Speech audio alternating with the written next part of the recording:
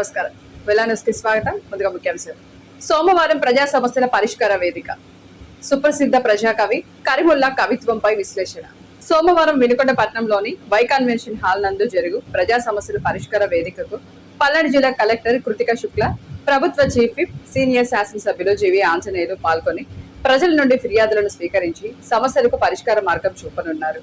రాష్ట్ర ప్రభుత్వ ఆదేశాల మేరకు ఒక నెల ఒక నియోజకవర్గం 4 సందర్శనలు కార్యక్రమాన్ని వినుకొండ నియోజకవర్గ స్థాయిలో సోమవారం ఉదయం 10 గంటల నుంచి 1 గంట వరకు నిర్వహించడం జరుగుతుంది. నియోజకవర్గ ప్రజలు ఈ అవకాశాన్ని సద్వినియోగం చేసుకోవాలని చీఫ్ విప్ కార్యాలయ నిర్వహణ అధికారి తెలిపారు. ఈ కార్యక్రమానికి జిల్లా స్థాయి, మండల స్థాయి అన్ని శాఖల అధికారులు పాల్గొంటారని తెలిపారు. పట్నంలోని సిఐటియు కార్యాలయంలో అవాజ్ కమిటీ ఆధ్వర్యంలో సుప్రసిద్ధ ప్రజాకవి కరీముల్లా కవిత్వంపై విశ్లేషణ కార్యక్రమం జరిగింది. ఈ కార్యక్రమానికి న్యాయవాది షేక్ సిద్దయ్య అధ్యక్షత వహించారు. ముఖ్య అతిథిగా వైద్యులు డాక్టర్ గోగినేని సాంబశివరావు పాల్గొని ప్రసంగించారు. ఈ ప్రాంతంలో మహాకవి గుర్రం జాషువా తర్వాత షేక్ కరీముల్లా తన కవిత్వం తోటి ప్రజల కథల్ని కవిత్వీకరిస్తూ అట్టడుగు వర్గాల ప్రజల పక్షాన నిలబడ్డారని కొనియాడారు. అలాగే ఆయన కవిత్వం సంపన్నుల కోసం కాక నిరుపేదల కోసం, నిర్భాగ్యుల కోసం, పీడితుల కోసం గలమెత్తి మాట్లాడే బలమైన స్వరమని చెప్పి వక్తలు ప్రసంగంలో తెలిపారు.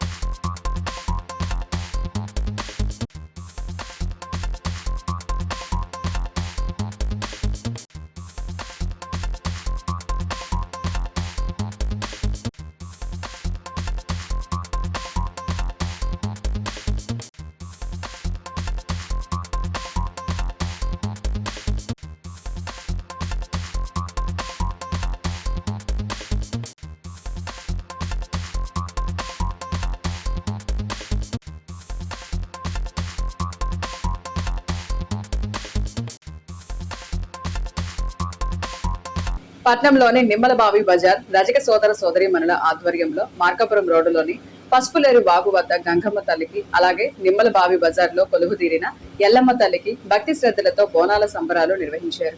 ప్రస్తుతం నెలకొన్న తీవ్రమైన వర్షాభావ పరిస్థితులు తొలగిపోయి రాష్ట్రంలో వర్షాలు సమృద్ధిగా కురవాలని, ప్రజలందరూ సుభిక్షంగా ఉండాలని ఆకాంక్షిస్తూ అమ్మవార్లను శాంతింపజేసేలా ఈ ప్రత్యేక పూజలు చేపట్టారు.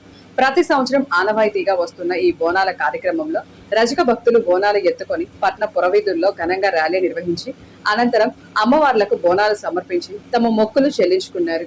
ఈ సందర్భంగా రజక సోదరులు మాట్లాడుతూ రజక సోదరుల సౌకర్యం కోసం పసుపులేరు ఏరువాగు వద్ద ప్రత్యేకంగా ధోబీ ఘాట్ ను నిర్మించాలని కోరారు.